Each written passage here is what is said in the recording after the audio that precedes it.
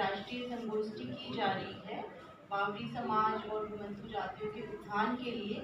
तो ये एक बहुत ही सराहनीय कदम है कि जो हमारी हिस्ट्री, जो कल्चर है, उसके बारे में हमें जानकारी होनी चाहिए और जो युवा पीढ़ी भी है उनको पूरी अपनी जो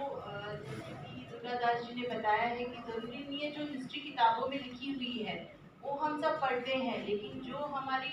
अन्य स्रोत जो होते हैं जिनसे हमें पता होना चाहिए कि हमारे समाज की क्या हिस्ट्री रही हुई है, क्या बैकग्राउंड रहा हुआ है, उसके बारे में उससे हमें जुड़ाव होना चाहिए और उसकी हमें जानकारी होनी चाहिए। और जिस प्रकार से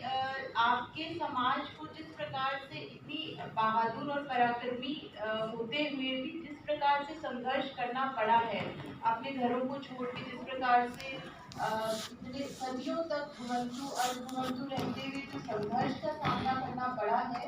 तो वो बहुत ही हर कोई नहीं। जब कीवर्ड से उनको सर्च करेगा बावरी समाज का इतिहास, बावरी समाज का अवदान, उनका संघर्ष,